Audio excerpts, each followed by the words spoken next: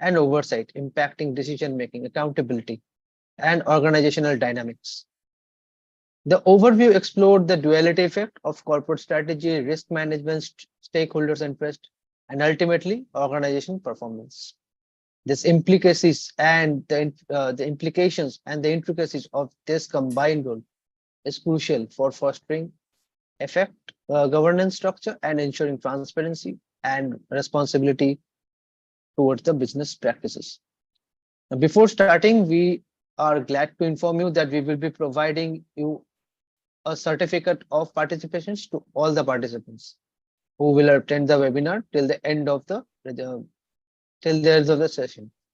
Thank you once again for joining and giving us this time and being a part of this webinar. So it is requested to mute the mic and ask the question through the chat box that you can see in the bottom of the screen. You can raise hand also while having any queries, it will be resolved. And all the queries and the question answers will be addressed in the Q&A session of the webinar. I would like to take your attention to our short courses which are related with this topic. Some of them are essential of corporate governance in practice, diploma in international corporate governance, executive diploma in international corporate governance, basic of corporate governance, and mastering in international corporate governance. The links are in the description. You can check them out. Now let us introduce today's speaker, Professor Emmanuel Taiti, a distinguished finance specialist, economist, accountant, and accomplished author. His expertise spans corporate analysis, macroeconomics, international finance, consultancy, and research. Leading the African Research Center and Consultancy Limited, he focuses on impactful research in finance, accounting, economics, and social science, addressing the poverty elevation, economic development, and more. With the qualities such adaptability, organizational acumen, strong communication skill, he has seasoned professional. His academic journey encompasses a PhD in finance from the University of Central Nicaragua, a DBA in finance from Swiss Management Center University, Master of Arts in Economic Policy Management, Finance from the University of Ghana. As a global faculty member, visiting lecturer, and supervisor, Professor Taiti's contribution to academia are excellent. So we would like to welcome you, sir. It is over to you. You can start the webinar. Thank you. Thank you very much, my moderator. Thank you. Yeah, audience, once again, we'd like to welcome you. You are all welcome. Today, we are treating the topic corporate governance, the dual role of the board, chairperson, and CEO. This topic has been a very strong debate and is still ongoing. But a number of group of scholars has found solution, even though there is no clear-cut solution to it, but there is a way out, which is spelling out that the dual role of the CEO and the chairperson should not be the same. Should not be the same. There's someone who asks, what is a chairperson of the board? The chairperson of the board of directors is the head of the organization or the organization board of directors. So normally the chairperson of the board of directors is the chairman. He chairs the board when the board meets. He is also known in some organizations as the chairman of the board or the executive chairman. Their primary responsibility is to their stakeholders. They are working in favor of their stakeholders and the company, or to meet stakeholders' expectation in the company. They also manage the board and their activities and provide one, transparency and accountability. So in all their work, the stakeholders or the company or even the government, the country where they find themselves, what they are expecting from them is transparency and accountability. Don't forget that. In doing their work, they shouldn't forget to be transparent. They should be able to account for their stewardship. Don't forget. So from the symbol, you could see the board chair.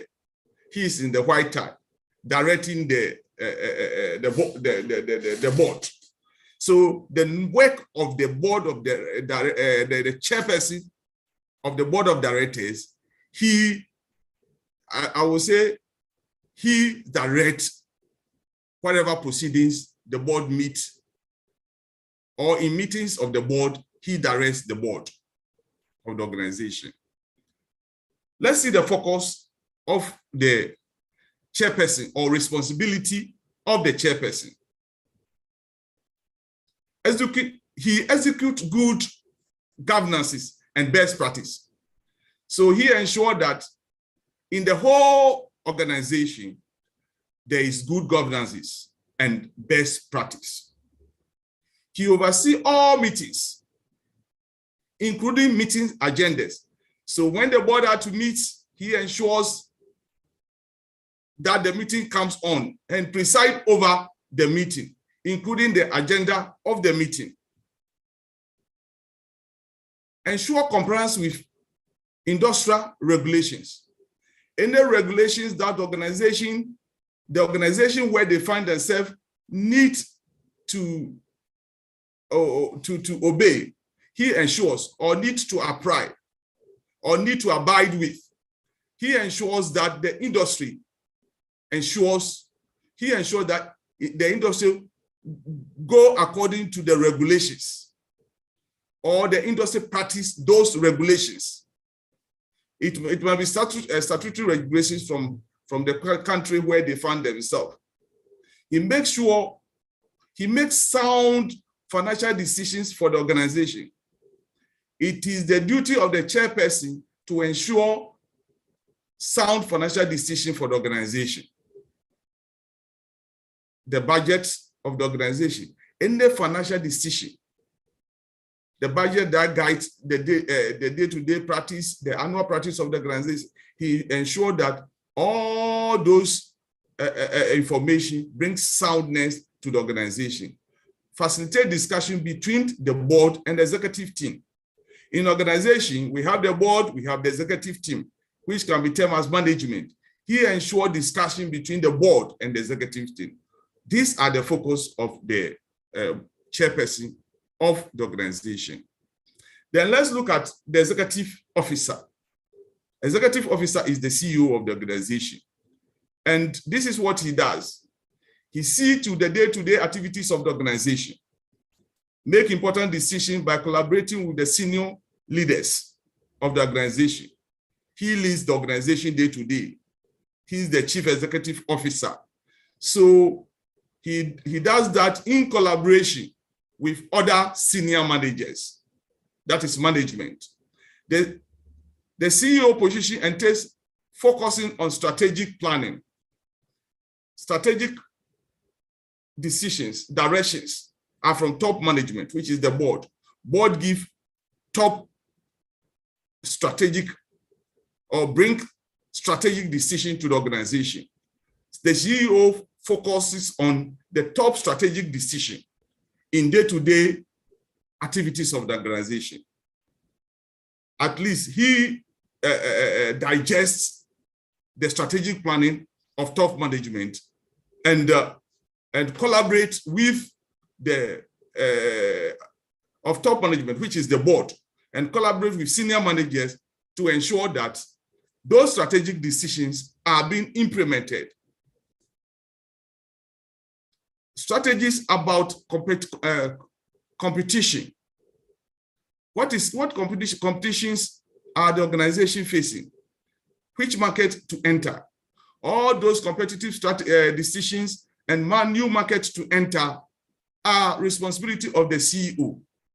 He ensures that the organization penetrates into new areas, enter into new markets. That is his work. He ensures whatever market the organization want to, under those things have to be decided at the top the board level. When they pen them down, he ensures that those things in conjunction with senior managers are implemented. These are the response. The CEO report direct to the board. He reports direct to the board.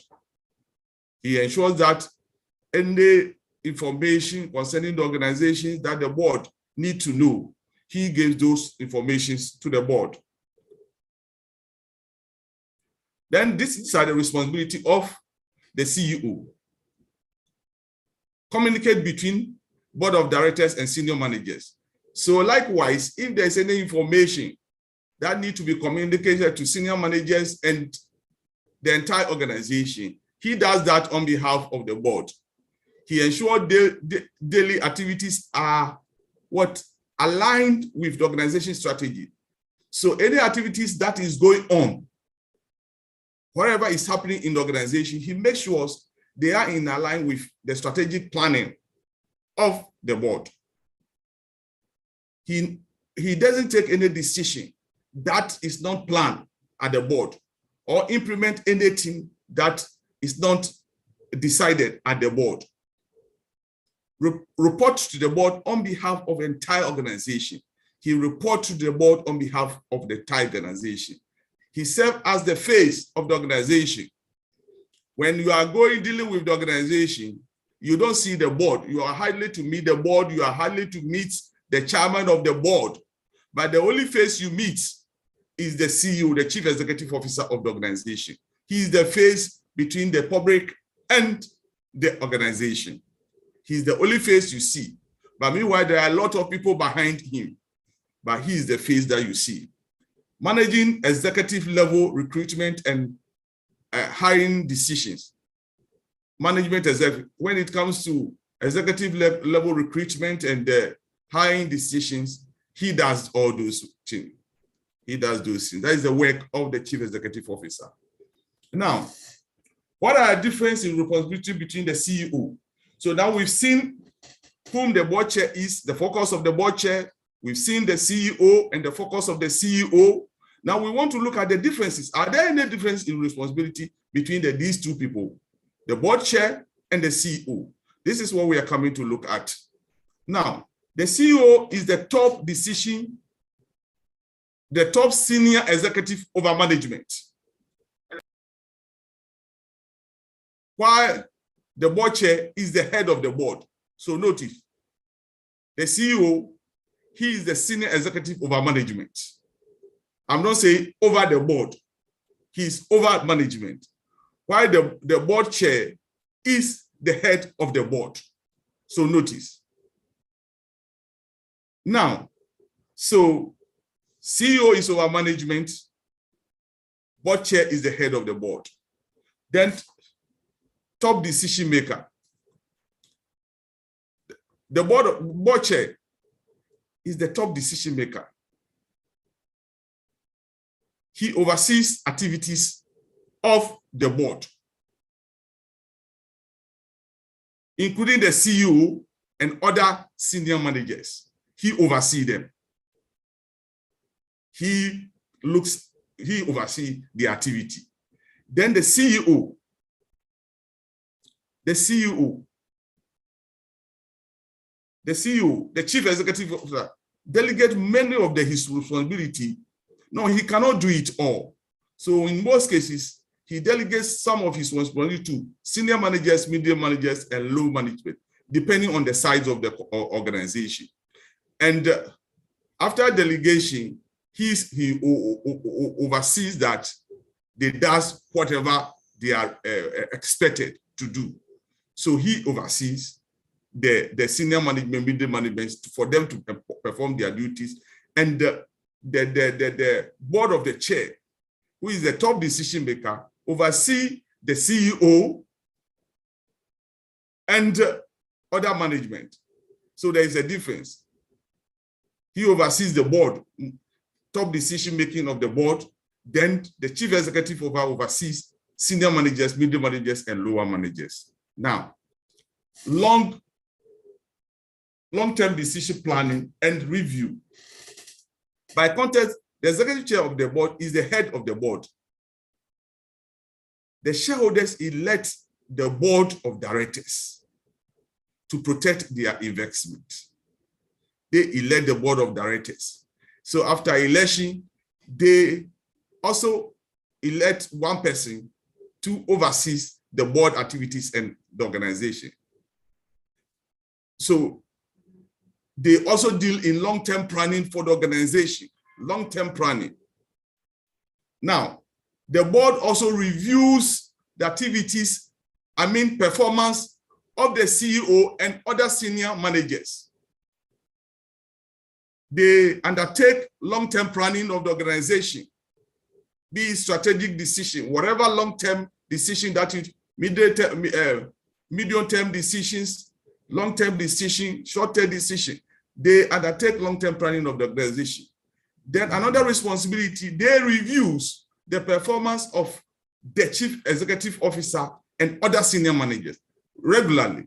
It could be media. They assess the performance, media performance, and annual performance. They oversee all this.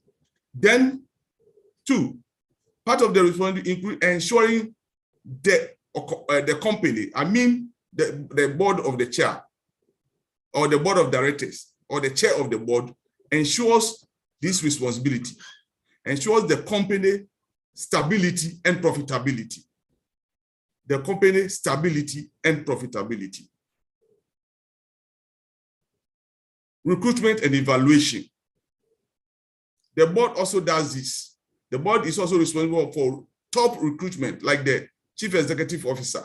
Sometimes the shareholders allow them to do all those things. The board, led by the board chair, appoints and evaluates CEO performance, replacement of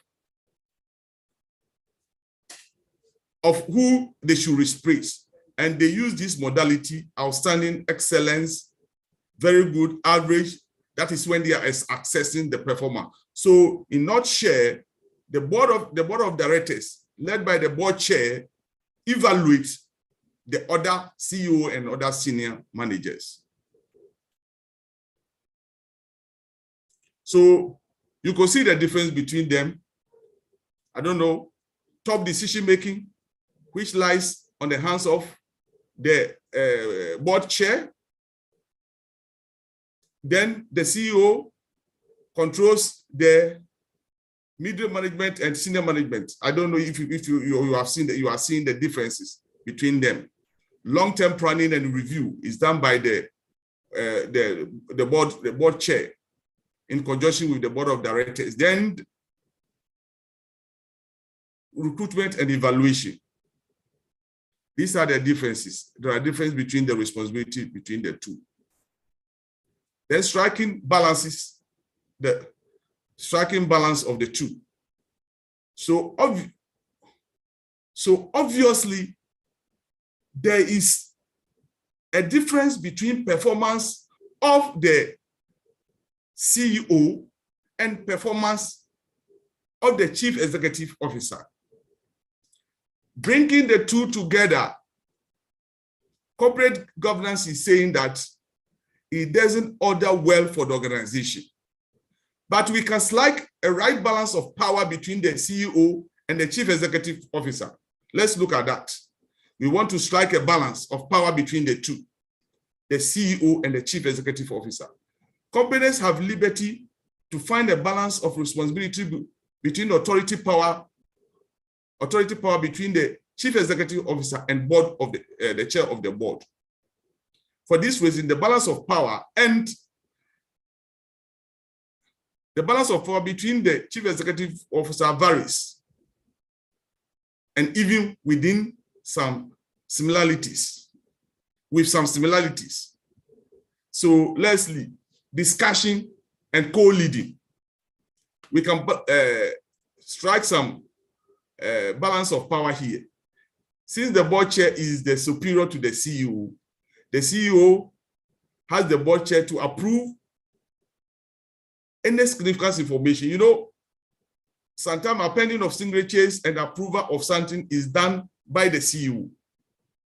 So the CEO needs the board chair and the board chair need the CEO. The two cannot do without each other. You see, the two cannot do without each other. While the board chair has the ultimate power over the CEO, the two typically discuss issues. And effectively, they co-lead. Both of them are leading the organization. This is what I want to see. They are all leading the organization. They co-lead the organization. CEO is leading the organization. Board chair is leading the organization. CEO need the board chair need the CEO. You see, this is where we can strike the balances. They need each other for the organization to survive. They need each other for the organization to move on. You see, so ineffectively, they are all leading. This is where they are all co-leaders. They are co-leaders. They are all leading. Confidentiality. We can strike the balance of confidentiality because they need each other. The best way for the CEO and board to stay connected is by using, sometimes they use management software. So it could help them to discuss issues because they are co-leading. Sometimes they need to discuss certain issues before it goes to the board. You know, or maybe there are certain issues that is bothering the CEO concerning the day-to-day management of the organization. He needs to confine certain things in the board chair for direction. Or when he's locked up, he needs to approach the board chair for direction. At times, they don't need to go to board meetings before directions come for the organization to keep running. The machinery of the organization, it needs to be running all the time. And therefore, on certain issues, the CEO needs to approach the board chair on frequent interval for certain directions, for approval of certain issues, approval of certain mandates. So they discuss, they have confidentiality. They discuss issues among themselves to keep the organization running all the time. So there is confidentiality. And sometimes they do this by means of management software to help them keep certain things confidentially. CEO, they can strike difference also here. The CEO influences board composition. At times, the CEO is sometimes allowed to choose senior executive directors common for the company by bylaws to guarantee retirement, executive, and board seats when there is a vacancy on the board. In this way, the CEO effectively influences the composition of the composition of the board. At least, since they can strike the difference, he can decide with the board chair, please, let's have 3 executive directors and maybe 2 non-executive directors based on experiences and what he noticed. They discuss those things. So this is how power and we can strike a balance of power between the two. So it means they coexist. The two of them coexist. They co-run the organization. They co-direct the organization. This is how we can strike a balance of power between the two. Yes. So this is how the CEO influence the board composition. That is by selecting independent directors, executive directors, and non-executive directors to be part of the board, And he does that in conjunction with the board chair, So now let's look at this.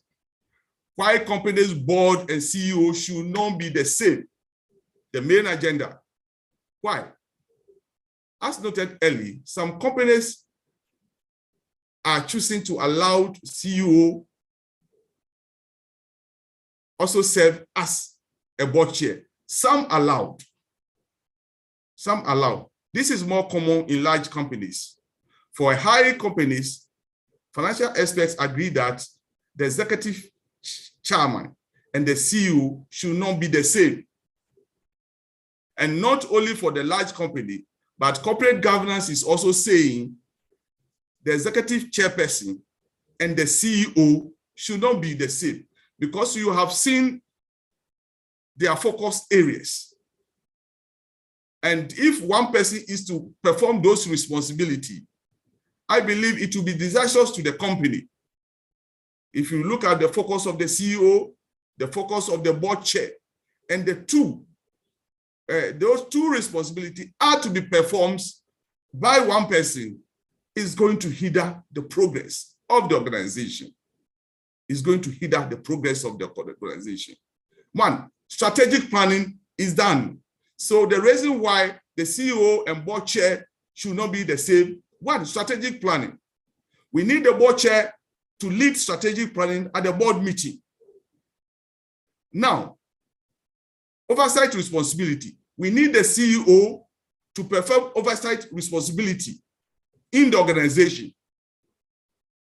The board chair double up after CEO, leading a board discussion, and the same person will come down, perform oversight responsibility, will bring a lot of, to me, I would say, one, bureaucracy, a lot of issues beyond bureaucracy, because you have to complete order before looking at other, which will be very, very serious.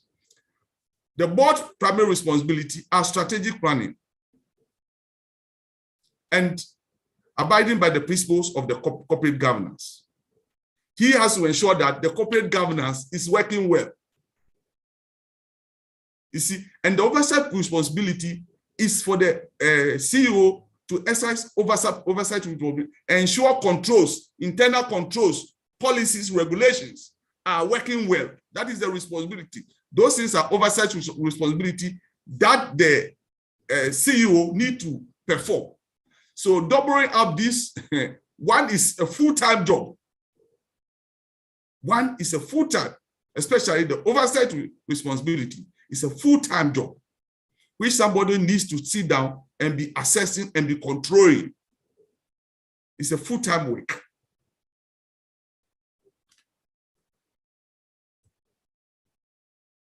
So oversight responsibilities, as I've already said. Then managing board and managing the organization. This is another, these are another reasons why the CEO and the board, who manages the board, who manages the organization. So the board chair should manage the board and the CEO should manage the organization. For a company to be successful, we need a CEO who is dedicated, responsibility on a full-time basis. We need somebody who should sit in the organization on a full-time basis. Managing the board is a part-time responsibility. At least there are some leniency in that, a bit of leniency in it. It doesn't demand full-time. Yes. So the CEO cannot combine the two and do it at the same time. Both positions are such important that one person seeing both roles, it is difficult, if not possible, to serve both positions. It is not difficult. And corporate governance also see it as a poor governance when one person is performing the two roles. He sees as a poor governance, because the person who should ensure the corporate governance of the organization, he is the same person managing the organization. So managing the board and managing the organization is are two reasons why the CEO should not be allowed to be the board chair. Independence. There's no clear answer about whether one person should fill both positions.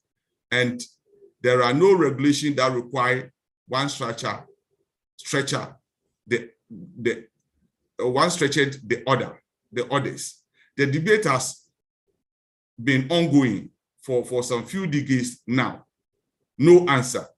But the reason why we need to separate are the benefits, the accrued benefits, independency. The board chair should be independent, ruling the board, and the CEO should be independent, managing the organization. Independence, you see, the board chair on the top, having the free way to apply all the policies and regulations. That is what is what is called independence, without any conflicts of interest, without any conflict of issue. He's independent. The CEO will also be independent. The CEO. So let's look at the two distinct separate rules. Two distinct separate rules. The main benefit of separating the two rules is it distinctly separates the role of board and management. When we say management, we are referring to the CEO. The separation also allows each person to devote a proper time to their position. So one, the separation. The benefits why the two should be separated is that devotion of time. The chief executive can have enough time to plan for the board, and the CEO can also have enough time to plan for the management of the senior managers and the entire. He can properly devote his time for the two. For the rule, please. So let's look at this comparison between the board chair and the CEO. The board chair and the CEO. Board chairman of the board is a part-time. He's an independent director. Then CEO is a full-time role, executive director. You see, so for the board, it can be run on part-time basis. And nobody can use as to be executive director. The chief executive director cannot be done on part-time basis. Not at all. Not at all. Your presence is needed each and every day, each hour. Your presence is needed. But board chair can be called upon when it's needed. Board chair can be called upon. The company secretary and the CEO report to the board chair. That is why he needs to be part-time. They perform some of his responsibility. They perform some of his responsibility. That is why the board chair position need to be part-time, because CEO is there to perform some of, at least on certain issues, he needs to speak to him before undertaking some of those responsibilities and report to him. All executive managers report directly or indirectly to the CEO. So those are the senior management level, middle management level, and they also report to, so that is the reporting entity. They also report to the chief executive officer. That is the reporting entity. The chairman reports to the stakeholders. The chairman also reports to the stakeholders, or the shareholders, sorry, shareholders. CEO reports to the board chair and mainly the board. The CEO reports to the chairman of the board and mainly the board. Leaders of the board. Leader of the board. The board chairman is seen as the leader of the board, and the CEO is seen as the leader of the executive management. The leader of the board and the leader of the executive management. Ensure that board of directors contribute to the work of the board effectively.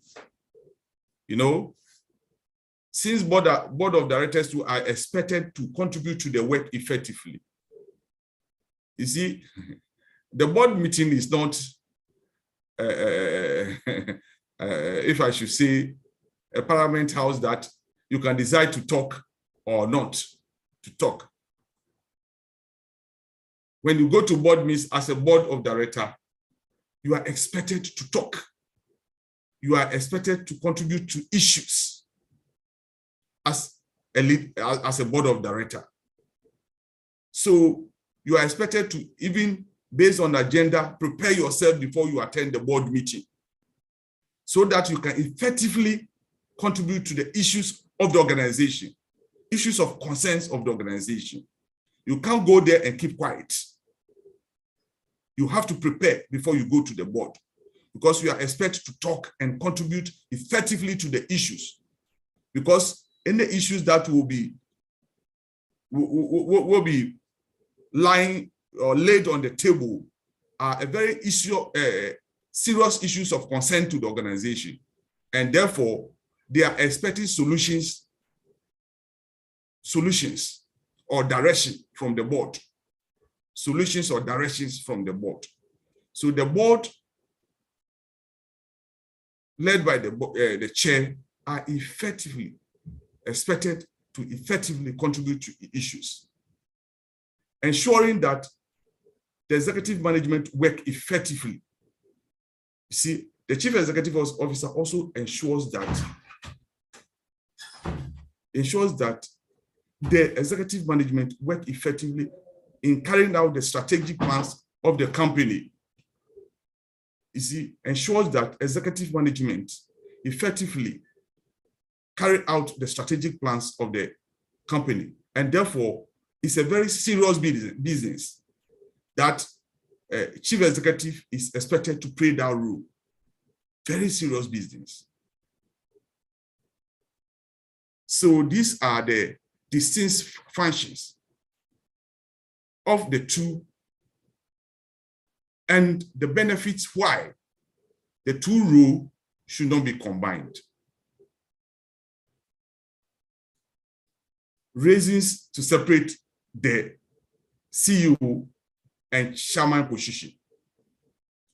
Reasons to separate the CEO and the chairman position.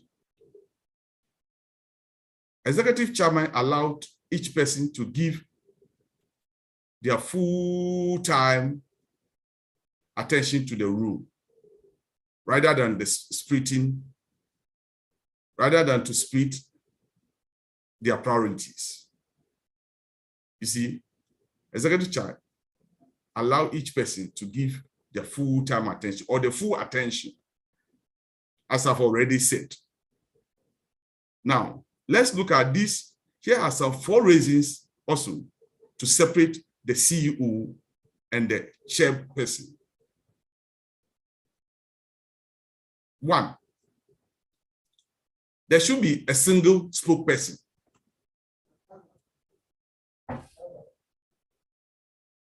There should be a single spokesperson. Having independent and board director as the chair give the people the ability and authority to speak on behalf of the board. So now, you know, when the role is combined, there is no a single spokesperson. The same person speaks at the board, and he speaks at the organization level.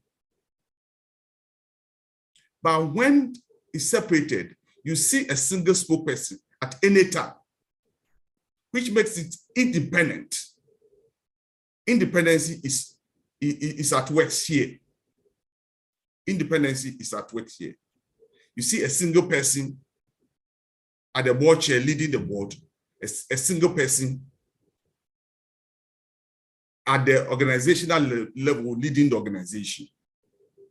And it makes them very independent. So 1 spokesperson. Then 2, it allows for diverse prospects. You see, as an independent director can also be better present individual director's prospect to the CEO. You see, the CEO can also present individual directors' prospects, what they can do. See, there will be a diverse respect. One person leading, there will be a diverse respect than one person leading the board and leading the organization. If one person, a diverse respect, which is very, very important. You see, you will see how people can come out with issues when one person is leading. An independent board chair is also more likely to elicit opinions, attitude that will challenge the CEO. You see, if the role is combined, you will not see how the CEO will be functioning. But since the director, the board chair will also want to function well, she will also solicit different opinions that will help him to challenge the CEO. So each person will be seen as standing alone, performing its role. And that will bring a diverse prospects to the organization.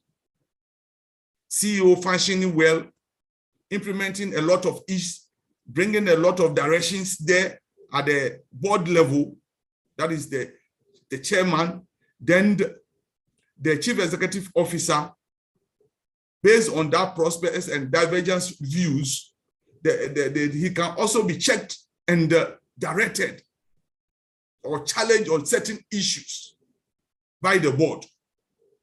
You see, but if the same person, all these things are going to miss out.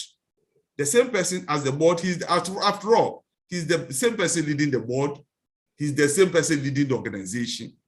So where lies the competing issues or the challenge? But this one, different board chairperson, different CEO. So you will see the board chair challenging a lot of issues that are happening in the organization, which will at least push the organization ahead. That can push the organization ahead. That can change a lot of things, because the board chair will not sit down, seeing a certain things happening in the organization that doesn't order well. She has to say it. And it will also put the CEO on his toes concerning a certain information that will be coming out, or some directions that will be coming out from the board chair.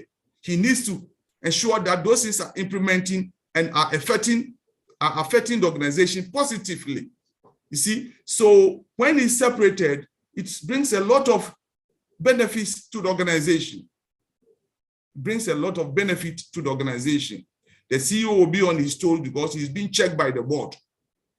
And board of director, board chair is also being checked by the board and the shareholders even. It bridges gap between the board and other stakeholders. Board chair as a primary liaison between the board and management. You see, so gap between when there is a board chair, it bridges the gap between the board and stakeholders. So stakeholders always have information, positive information, because the board chair is always putting the management on toe, because he's the liaison officer. If it happens to go and face the stakeholders, the board chair, he's going to face the stakeholders. So when things are not ordering well, he's going with that shame. When things are not working well, he's going with that shame. So he has to ensure that he put the CEO and his management on their toe, so that they work well for him, so that when he's going before the stakeholders and at even board meeting and going back to even shareholders, he will be able to present things well to the organization. So when he's separated, it bridges a lot of gaps between the board and stakeholders, as well as any gap between the board and management. It bridges all those gaps. The person who fills this role is valuable during crisis in dealing with external groups, such as investors and the media. You see, those within this, filling these rows, they are all mostly vulnerable, you see, and therefore, sorry, if one person is dealing, sometimes board chairs should be allowed to face the investors and the media. Sometimes there are certain issues the board chair need to face them and explain issues.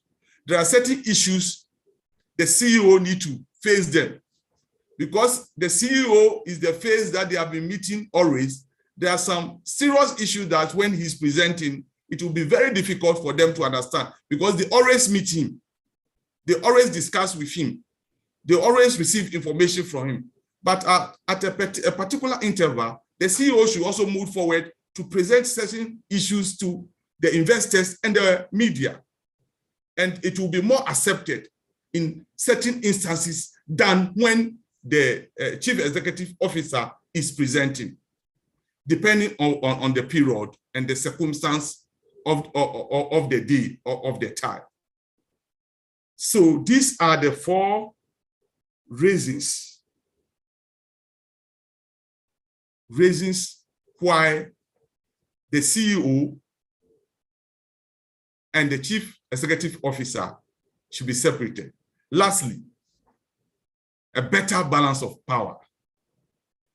A better balance of power. You see, when the two are separated, the two can intersect well. I mean, they can intersect, come together well, and prove themselves, work well, work in the coordinations. You see, and that will go a long way. They can work in coordinations. So a balance of power, because after all, they are co-leading. They are co-leaders of the organization. So an independent board chair provides necessary balance with the CEO position, ensuring that one person prospects does not carry more weight than other board of directors. So in nutshell, when the two powers are separate, they can come up strongly and intersect themselves and work well for the benefit of the entire organization. Thank you. Thank you very much. Thank you very much. Thank you, Professor Emmanuel Tete. That's a very insightful presentation and a wonderful topic. Even I was not aware some of the things. There should be a proper differentiation between a CEO and a board of director chairman. So thank you. That's a good knowledge, and I got a great insight from you. So we have questions. As you know, there are questions in the chat box, and I will be speaking some of the questions, giving you some of the questions, and they are appreciating you. They are giving lots and lots of love from all over the world. So let me just start off the questions. So one of the questions is Kofi Amoa. He is asking that the board chair CEO should not be the same for good governance to thrive. Yeah, yet in Ghana, in BOG, the board chair is reported to be same as CEO. Why should the board chair set KPIs for his own self as a CEO? Who watches the watchman? Yes. So from from his own question, he's saying that since there is nobody to set the KPIs for the CEO, the role should not be performed by one person. He has even answered the question for us. Because of KPIs, even KPIs. Who should set the KPIs for the CEO? Nobody. If he's the same person as board chair, whether he's doing well or not, there is nobody. Who watches the watchman? Nobody watches the watchman. So thank you. Another question from Usman Ibrahim. He is asking that he's from Nigeria. So he is asking that does the chairman of board of directors have executive power to make decision without the member or the directors overriding his decision? No. You know, they work with mandates. So even though the board chair or he leads the board of directors, even he doesn't have the civil right to take certain decisions without the other board members. But he can give certain directions to the CEO on certain issues concerning the day-to-day running of the organization. He can give directions and not taking overall decisions of the organization. Even when the board meets and they don't even form column, they cannot take decisions for the organization. They need to form column before they can take decisions for the organization, let alone board chair taking decision for the entire organization.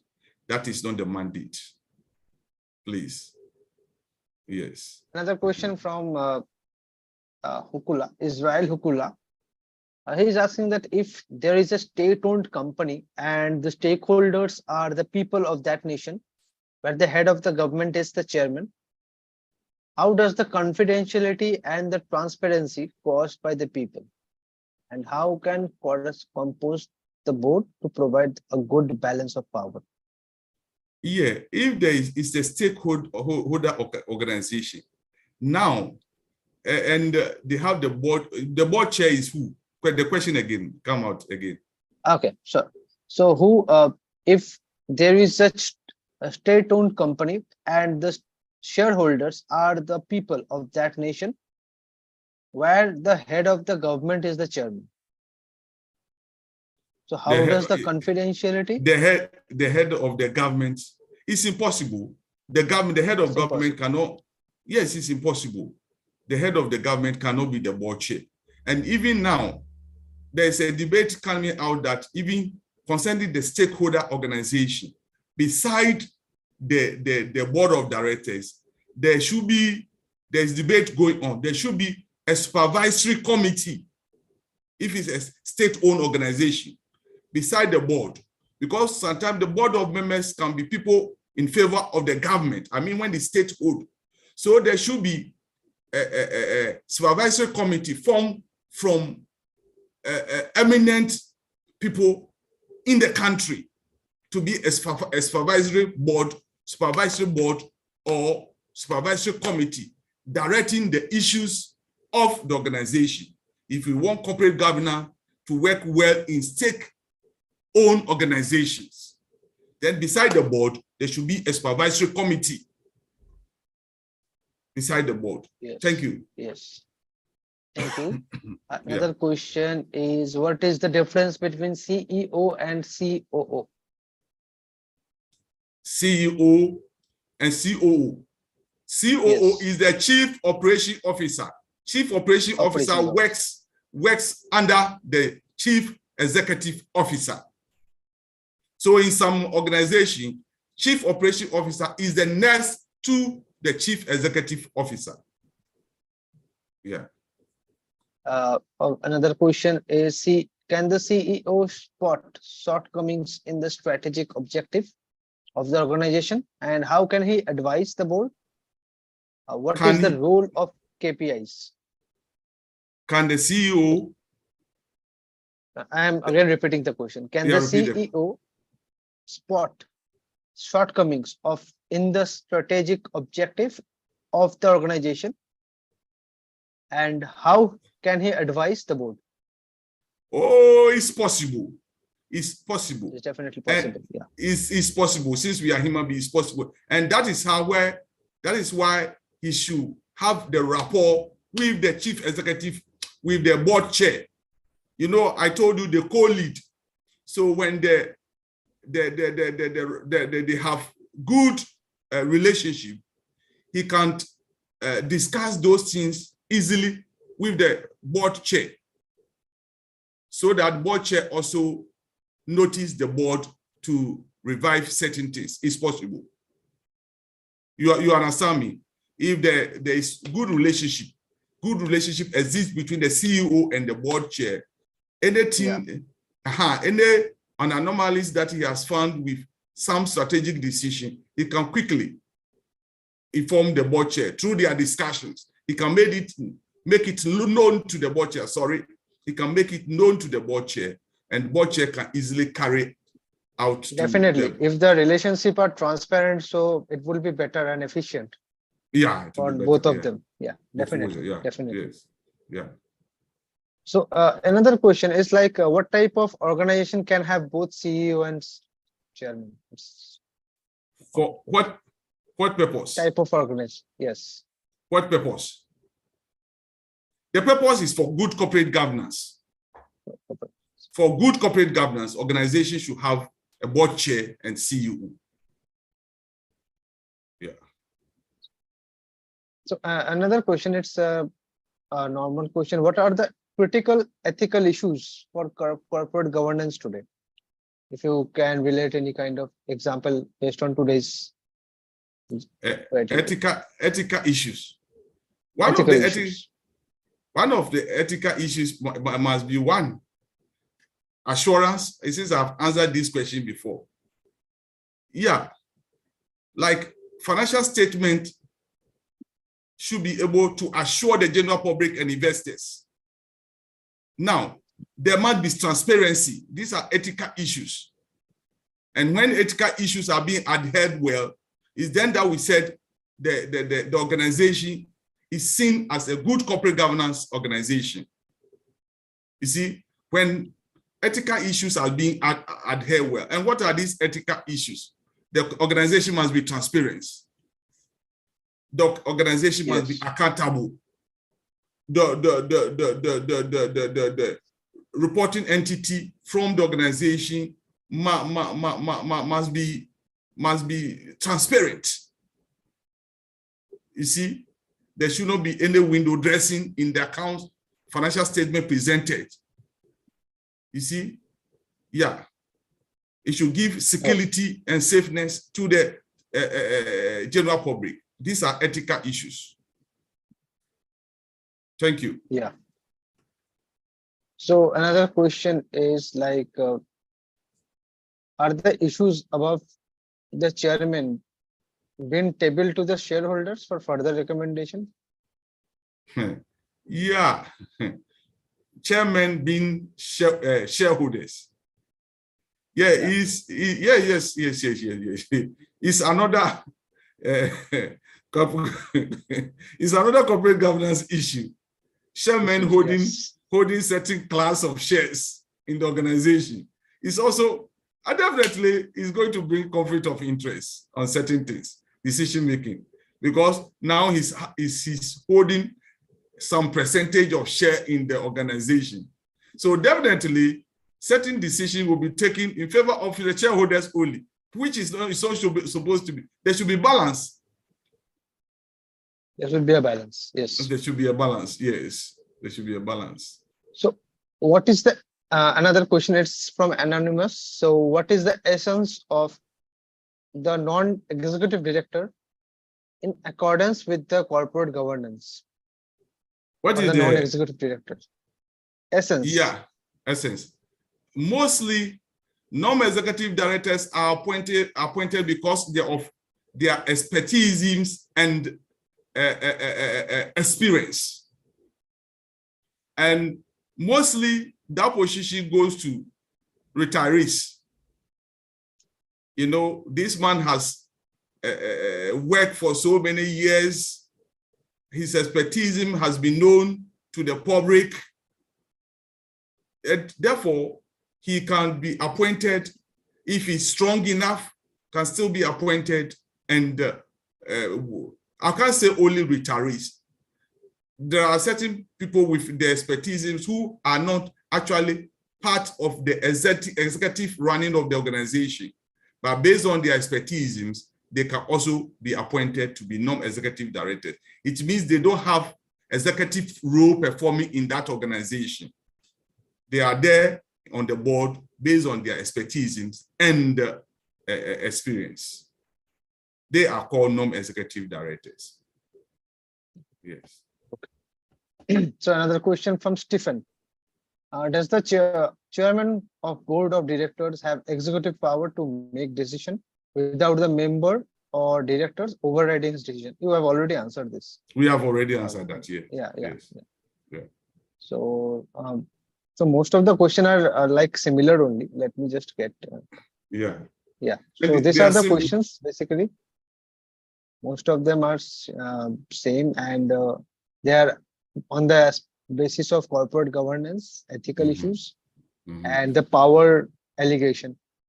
mhm. So another question is like, what are some biggest challenges that the CEO has faced during the leadership of the company, and how can they overcome?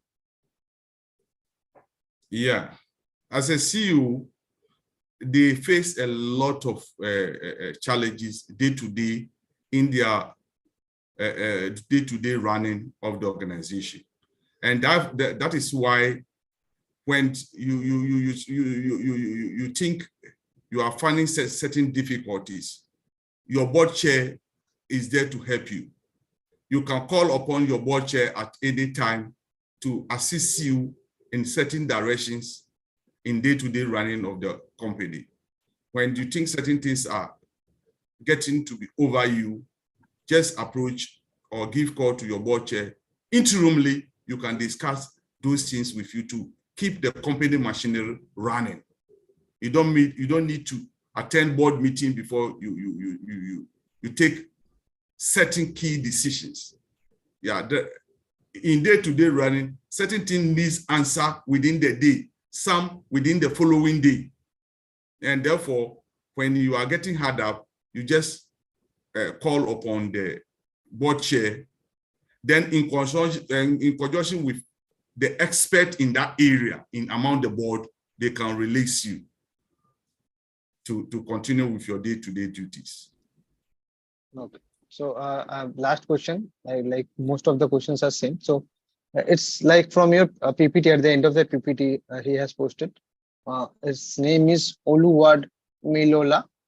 He said that if the decision making of the CEO is dependent or the chairperson, then why did you in the PPT said that they are independent in terms of management or organization Yeah, and the board of directors respectively? I'm not saying decision taking should be dependent on the board chair.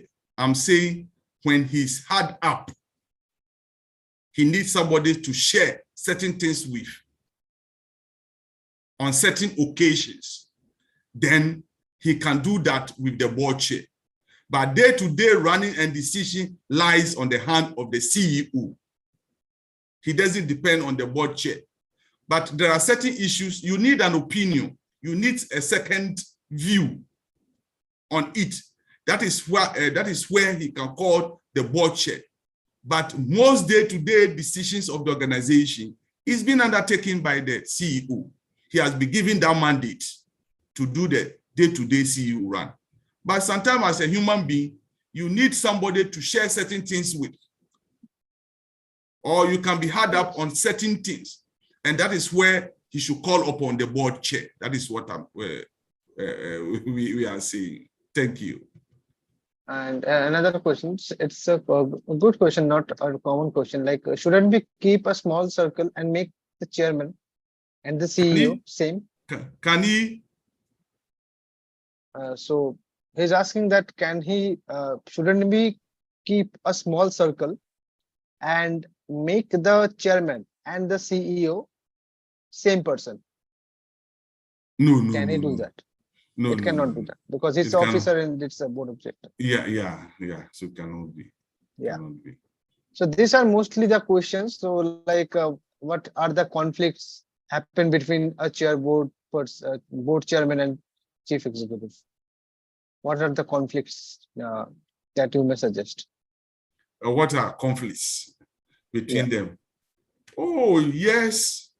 Like somebody rightly said, there are certain decisions that the CEO need to seek approval. And when he failed to do that, it will bring conflict between the two of them.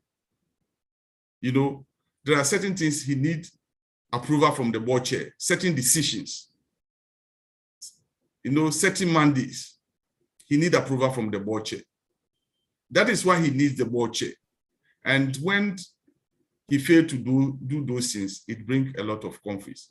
Or certain things that he needs to seek the board approval, the entire board approval, and maybe he took those decisions alone, it can bring conflicts. That is why he should take the board chair as his friend, so that they discuss major issues for directions. Yes, he needs the board. When I say major issues, doesn't mean that the board chair should tend to be directing the affairs, the day-to-day affairs. No, but there are certain things you need somebody. You need second opinion, and he can do that with the board chair. Thank you. Thank you. Yeah. So another question, it's like he wants some suggestions. Esperanza, he is saying that I want to know, what about a business like restaurant? Is it important to separate an investor and a managing director? A restaurant. Is the restaurant having a board of directors? Is it big enough? Is it a sole proprietor? It's big enough. That criteria has to be included. You see, once a company exists, when you separate the board from the CEO, we've learned about the benefits. Those benefits, you are going to accrue them. So it's the best. It's the best. If you can separate it, it's the best. Even family businesses, especially family businesses, like when you go to United Arab nations, when you go to the United Arab nations, they have a lot of family business. Those family business is an advice. There is a thesis I'm supervising from United Arab Emirates. He's writing on corporate governance, and he the final funding, he want to see how corporate governance can benefit family business in United Arab Emirates.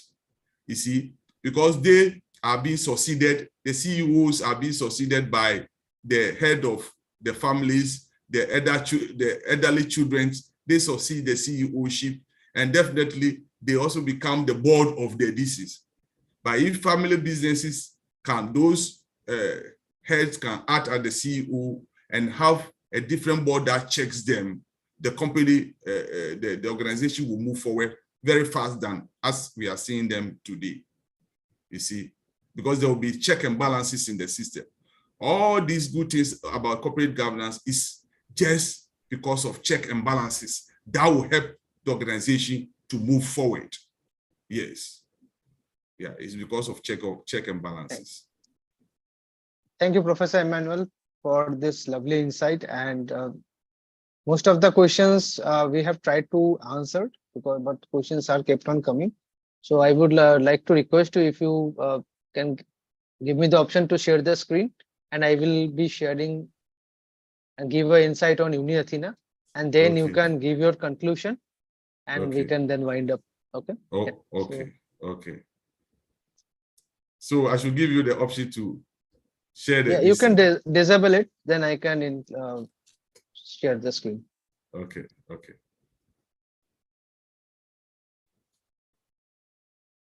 Stop. There is an option for stop sharing. Stop. Sharing. So let's go on. Thank you. So let me just share the screen and give an overview on Uni Athena.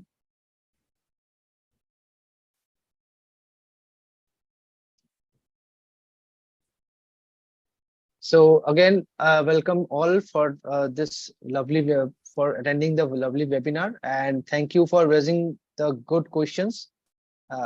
These are very much essential questions that you have raised. Thank you once again for putting up those questions. Keep coming for these webinars, and you know that you will be getting good insights from this this insightful person, and like Dr. Emmanuel. And also you will be receiving participation certificate for the webinars. So thank you for joining. Now I would like to give an overview on Uni Athena. So as we all know that Uni Athena has been established in 2029. Uni Athena is a global edtech company headquartered in UK. Uni Athena offers online academic and free learning short courses in affordable and flexible manner. A proud partnership with more than 10 universities and a professional qualification authority. So our partners that we are work with is UCAM, Abarte, GMU, SQA, Acacia. We have Grate Veritas. We have Jurne American University. We have CMI, Chartered Management Institute, and we have CIQ, Cambridge International Qualification. So our offerings are basically divided into two parts. One is the academic program, where you will be getting a course on masters, the MBA, the microcredit courses, and doctorates. And we have short courses which are basically free. You can go to the website and offer these courses. We have basics, we have essentials, we have mastering, diploma, executive diploma, and MBA essential. So why selecting UniAthena? First of all, is the flexible payment. So you can pay based on your choice. It's very much flexible. It's completely online. So the platform is completely online, and you will be getting assistance from a personal tutor. They will be guiding you throughout your journey, and they will guide you how to do the assignments and how to get the proper academic sources. They will help you in terms of that. It is accredited by global universities, so it makes us trustworthy. And you can study at your own pace, you can study at your own time. It's quite flexible in that way also. So first is we have the video lectures. When you log in the portal, you will be seeing the video lectures, and you will be getting the insight to one of our professors. Okay. If you go further, we have the essential reading, where you will be getting the theoretical aspect of the topic, and you can get an idea from for the current topic. Now we have additional readings, which where you can actually go through the entire topic, see the author's work, and get a detailed idea from the additional resources. And lastly, we have reference material, where it's a PDF size paper documents, where you can get again extended studies on the topic.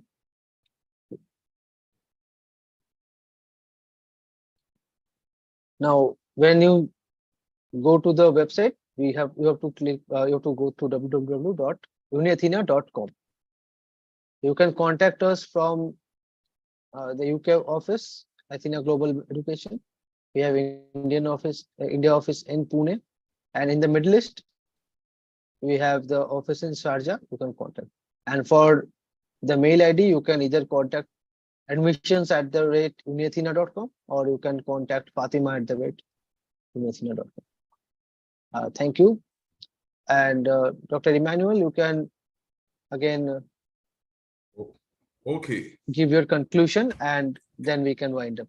So once again, we want to thank you. We are also Africa Research. We are key research organization. So you can rely on Africa Research for your research need. Call upon it. Whatever research you want us to undertake for you, we are ready. Yeah, we undertake different kind of educational research, research into poverty alleviation, research on agriculture, research on sanitations. You called upon us on your research need, whatever research. I mean organizational research, not academic research. Whatever organizational research you want us to undertake for you. Yeah, we don't undertake academic research. We undertake organizational research. So call upon us on your research need. Contact us and we are ready. Wherever you are, we can come there and work with you. You are welcome. Thank you. Thank you, Dr. Emmanuel. Thank you. And thank you everyone for being the part of this webinar. And we will meet soon. I hope Dr. Emmanuel will again give us time and be a panel member again for one of the topic he is interested in. Yes, And yes, yes. thank yes. you all for We- joining in this webinar. next time, maybe it will be corporate governance and executive compensation. Corporate Definitely, governance and definitely. executive compensation. So the Thank topic has been already told to you. So be a part of this webinar and soon we will meet. Thank you. Thank you for being a part.